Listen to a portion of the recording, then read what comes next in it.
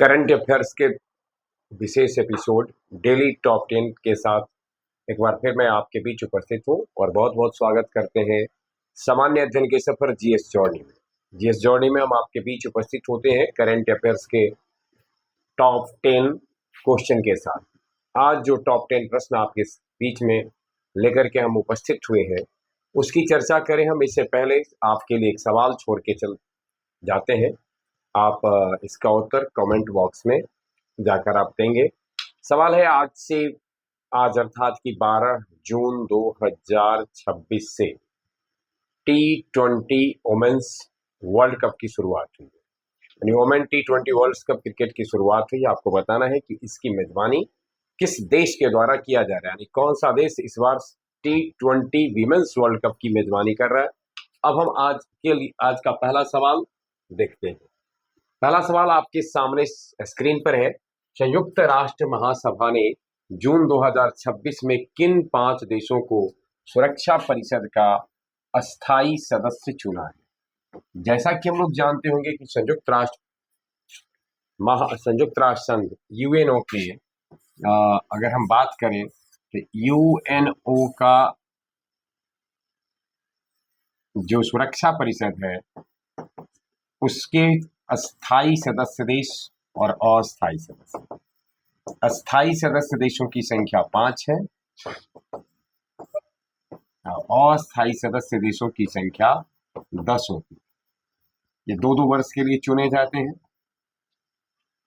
जो अस्थायी सदस्य देश है इसकी संख्या हमने कहा कि ये 5 है और इनकी संख्या 10 है, जो 2-2 वर्षों के लिए चुने जाते हैं और इनका चुनाव संयुक्त राष्ट्र महासभा के सदस्य देशों के द्वारा किया जाता है। वर्तमान में इसके संयुक्त राष्ट्र महासभा के 193 देश सदस्य हैं और ये इन 193 देशों के द्वारा अभी जून 2026 में जिन 5 देशों को चुना है गया है इसका नाम आपको बताना है। जैसा कि आप जानते होंगे कि अस्थायी सदस्यता के लिए भी अभी चल रहा है कि इसको बढ़ाया जाए और अभी यूएसए, रूस,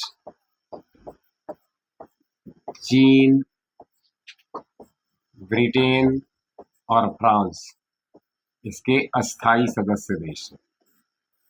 जैसा ये बराबर मांग की जा रही है कि इसके सदस्य देशों की संख्या बढ़ाई जाए अस्थायी।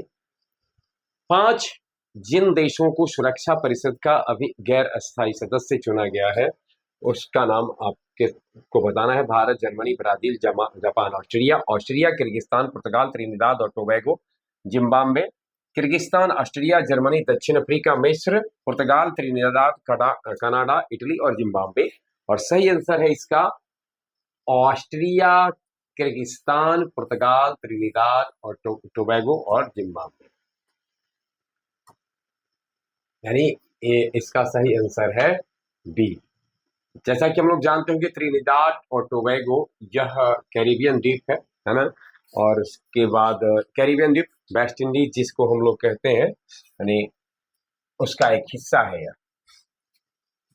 2 वर्षों का जो कार्यकाल इनका होगा 1 जनवरी 2027 से 31 दिसंबर 2028 का बीच का होगा और ये जो स्थान लेंगे जिन सदस्य देशों का उनका डेनमार्क, ग्रीस, पाकिस्तान, पनामा और सोमालिया। जैसा कि गौरतलब है, यहाँ पर ध्यान देने योग्य बात है कि जनवरी 2027 में इनका कार्यकाल समाप्त होगा और 1 जनवरी 2027 से नवनिर्वाचित जो अस्थायी सदस्य देश है उनका 2 वर्षों का कार्यकाल आरंभ होगा। 3 जून 2026 को इनको चुना गया है। वर्तमान में जो संयुक्त राष्ट्र संघ है उसके महासभा के अध्यक्ष हैं एनालेना बेरबॉक। दूसरा सवाल आपके लिए स्क्रीन पर है।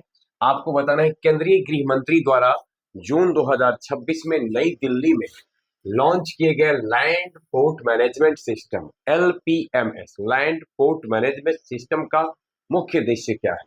यात्रियों और कार्गो की आवाजाही को डिजिटल कर एकीकृत चेक पोस्टों पर प्रतीक्षा समय को कम करना, प्रतीक्षा समय को कम करना। दूसरा है कृषि भूमि का रिकॉर्ड डिजिटल करना।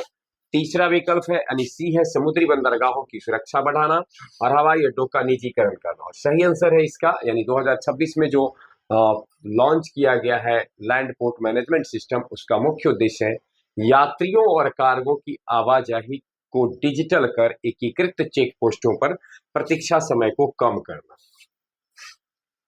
तीसरा सवाल आपके लिए स्क्रीन पर है। हाल ही में जून 2026 में आयोजित 8वीं इंडोनेशिया भारत संयुक्त आयोग बैठक, इंडोनेशिया और भारत का जो संयुक्त आयोग बैठक है उसकी सह अध्यक्षता भारत की तरफ से किसने की?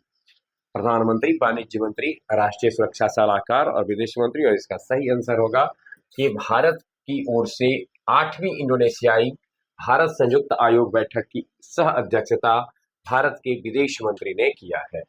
जैसा कि जानते होंगे हम लोग कि अभी आयोजन तिथि इसका था 7 जून 2006 नई दिल्ली में आयोजित हुआ और इसमें इंडोनेशियाई विदेश मंत्री सुगियोनो ने भारत के विदेश मंत्री के साथ इसकी सह अध्यक्षता की।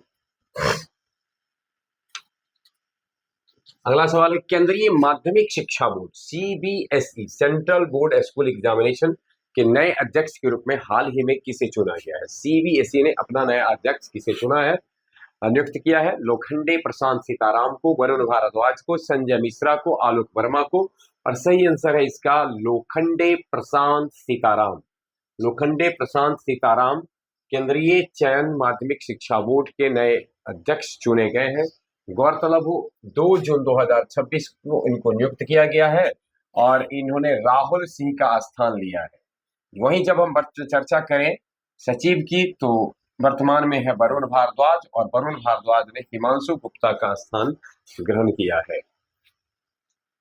अगला सवाल और आज का 5वां सवाल है, विश्व बैंक द्वारा जून 2026 में जारी वैश्विक आर्थिक संभावना रिपोर्ट के अनुसार वित्त वर्ष 2026-27 के लिए भारत की जो अनुमानित जीडीपी है उसकी वृद्धि दर कितनी रखी गई है? यानी विश्व बैंक ने जो जून 2026 में वैश्विक आर्थिक संभावना रिपोर्ट जारी किया उसके अनुसार इसकी भारत का जो अनुमानित जीडीपी है उसके कितना होने की का अनुमान लगाया गया है। 14.2%, 6.6%, 6.8%, 7.2% और विश्व बैंक के अनुसार 2026-27 का जो वित्तीय वर्ष है उसमें भारत की अनुमानित जीडीपी 6.6% होने की यानी वृद्धि दर रखी गई है।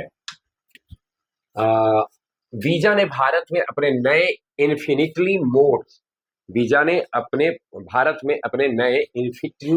इन्फिनिटली मोर अभियान के लिए किस बॉलीवुड अभिनेता को अपना ब्रांड एम्बेसडर नियुक्त किया है?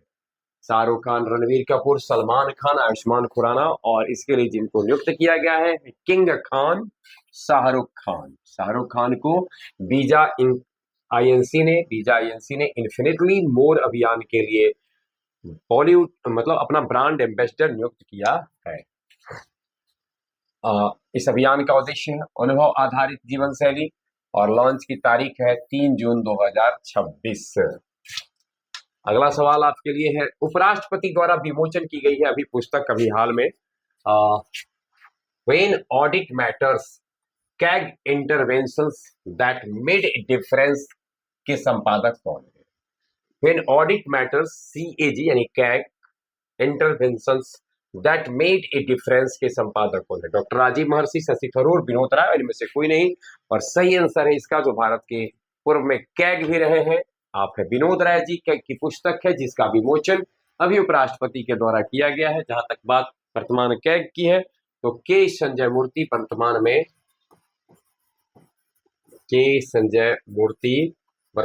CAG है।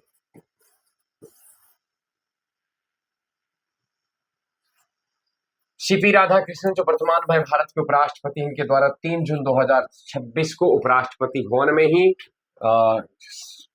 इनकी पुस्तक जो अभी थी यानी विनोद राय की उस पुस्तक का विमोचन अभी हाल में किया है।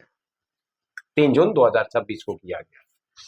ऑनलाइन पेमेंट गेटवे दिग्गज भोपाल ने अपनी संवादात्मक AI के भीतर इंस्टेंट चेकआउट और एजेंटिक कॉमर्स को सक्षम करने के लिए जून 2026 में किसके साथ साझेदारी की है?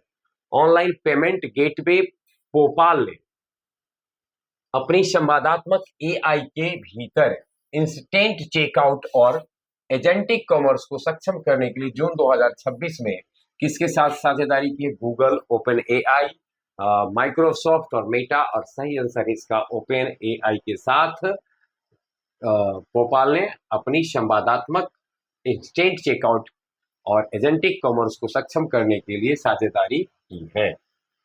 Bhopal PayPal PayPal sorry Bhopal नहीं पेपाल है, पेपल ऐसे कहेंगे, PayPal online payment gateway and digital wallet है।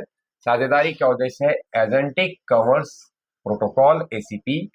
तिथि साझेदारी की 28 अक्टूबर 2025 थी और सक्रिय तिथि है जून 2026। यानी यह जो साझेदारी थी यह पीछे ही इसका साझेदारी सुनिश्चित कर दी गई थी, लेकिन इसको एक्टिव किया गया है जून 2026 से। अगला सवाल आपके लिए है, 9वां नीति आयोग के फ्रंटियर टेक हब द्वारा जून 2026 में जारी future of India semiconductor industry report के अनुसार भारत को किस वर्ष सेमीकंडक्टर हब बनाने का लक्ष्य रखा गया है।